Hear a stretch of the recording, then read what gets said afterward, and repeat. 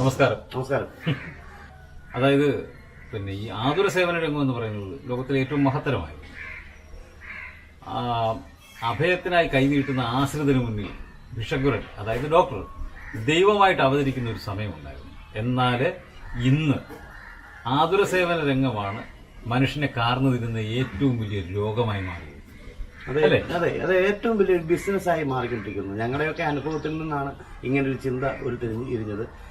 അതുപോലെ തന്നെ എല്ലാ ഹോസ്പിറ്റലിനല്ല നമ്മൾ പറഞ്ഞത്, ചില ഹോസ്പിറ്റലുകൾ നല്ല രീതിയിലും നടത്തുന്ന ഹോസ്പിറ്റലുകളുണ്ട്.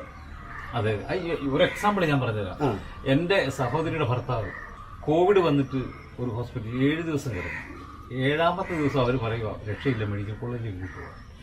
അവിടെ കൊണ്ടുവരുന്നതിന് മുമ്പ് ആൾ മരിച്ചുപോയി. പക്ഷേ ഒരു ട്രീറ്റ്മെന്റും അവർ നടത്തിയിരുന്നില്ല. ഈ രോഗിയെ ഇടയ്ക്ക് പോയി കാണാനും അവർ സമ്മതിച്ചിരുന്നു. അല്ല, നമ്മൾ ഇപ്പോൾ കയറുമ്പോൾ ഇതിനകത്ത് പറഞ്ഞിരിക്കുന്നത് ഇൻഫെക്ഷൻ എന്ന് പറഞ്ഞൊരു കാര്യമാണ്.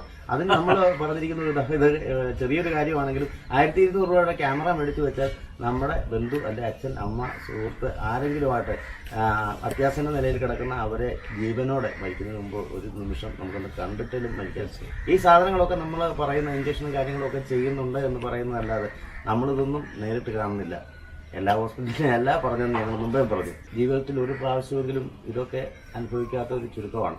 അപ്പോൾ നിങ്ങളും തിരിച്ചും ചിന്തിച്ചു നോക്കുക, ഞങ്ങൾ പറഞ്ഞത് ശരിയാണോ അല്ലയോ എന്നൊന്ന് ചിന്തിച്ചു നോക്കുക.